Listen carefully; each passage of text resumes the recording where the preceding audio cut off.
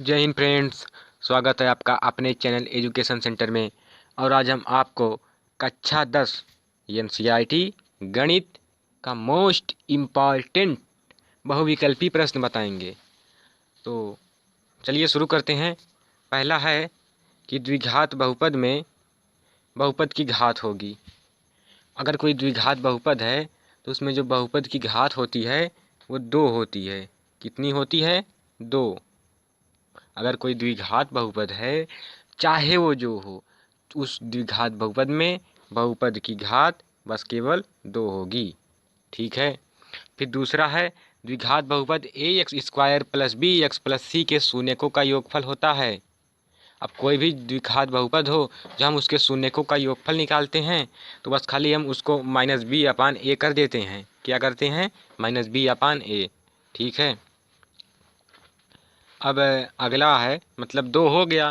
पहला है द्विघात बहुपद में बहुपद की घात होगी तो 2 घात होगी। और द्विघात बहुपद A X square plus B X plus C के शून्यकों का योगफल होता है या क्या होता है? तो इसके जो शून्यकों का योगफल माइनस बी अपान ए होता है। चलिए तीसरा वाला देखते हैं। तीसरा है, द्विघात बहुपद A X square plus B X plus C के शून्यकों का गुणनफल होता है। तो जो शून्यकों का गुणनफल होता है वो होता है सी अपान ए। क्या होता है? सी अपान ए। शून्यकों का गुणनफल सी अपान ए होता है। ठीक। अब उसके बाद है चौथा वाला, एक द्विघात बहुपद जिसके शून्यक -3 एवं 4 हैं। एक द्विघात बहुपद जिसके शून्यक -3 एवं 4 हैं, तो वो बहुपद क्या होगा? तो बहुपद होगा एक्स स्क्वायर माइनस 4x-12। चलिए जल्दी से पाँचवा वाला प्रश्न देख लेते हैं। पाँचवा वाला बहुविकल्पी है कि दो बहुपदों का योग होता है। दो बहुपदों का योग क्या होता है? तो दो बहुपदों का योग मतलब हम दो जब बहुपद को मिलाएंगे तो एक बहुपद बनता है, तो इसमें एक बहुपद रहेगा। छठा है, रैखिक बहुपद के अधिकतम कितने शून्यक हो सकते हैं? जो रैखिक बहुपद होता है उसके ज़्यादा से ज़्यादा एक ही शून्यक होंगे। कितने होंगे? एक ही शून्यक होंगे। तो इसका हो जाएगा आंसर 1। फिर सातवां प्रश्न है कि रैखिक बहुपद की घात कितनी होती है? रैखिक बहुपद की घात 1 होती है। फिर वह समीकरण निकाय क्या कहलाता है जिसका कोई भी हल ना हो? वह समीकरण जिसका कोई भी हल ना हो वह असंगत समीकरण कहलाता है। और जिसका हल होता है वो तो भाई संगत रहे। फिर नौवां वाले में एक ऐसा समीकरण जिसका आलेख एक सरल रेखा होता है, कौन सा समीकरण कहलाता है?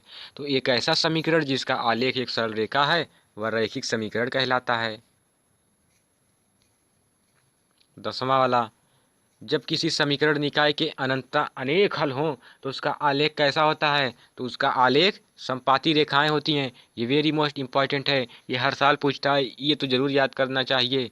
फिर दूसरा है, किसी मतलब 11 वाला, किसी समीकरण निकाय का अद्वितीय हल हो तो उसका आलेख कैसा होता है? तो उसका आलेख जो होता है प्रतिच्छेदी रेखाएं होती हैं। जैसे अगर एक अद्वितीय हल मिलता है तो जब रेखाएं प्रतिच्छेदी रहेंगी तभी अद्वितीय हल मिलेगा। तो किसी समीकरण निकाय का अद्वितीय हल हो तो उसका आलेख प्रतिच्छेदी रेखाएं होती हैं।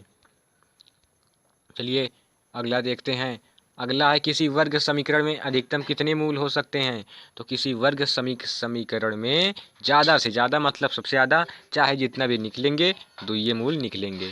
फिर 13 है, वर्ग समीकरण में A X square plus B X plus C का विविक्त कर डी क्या होगा? तो विविक्त कर डी का फार्मूला होता है बी स्क्वायर माइनस 4ac। ये वेरी मोस्ट इंपॉर्टेंट है, इसे आपको याद रहना चाहिए और ये परीक्षा में पूछा भी जाएगा। अगला है, वर्ग समीकरण को हल करने के सूत्र के प्रणेता कौन थे? तो अब बताइए, अब जो एक्स बराबर minus b plus minus under root b square minus 4ac upon 2 ये जो एक फार्मूला दिए हैं, इसके प्रणेता कौन है? तो इसके प्रणेता हैं श्री महान श्रीधराचार्य जी, इन्होंने ये सूत्र दिया था।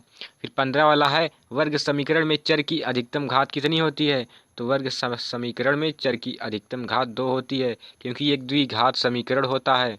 तो आप इसे याद कर लीजिए, इसमें से ज़रूर पूछा जाएगा। और आशा करते हैं कि आपका ये वीडियो पसंद भी आया होगा। पसंद आया तो लाइक कीजिए, चैनल को सब्सक्राइब कीजिए। जय हिंद।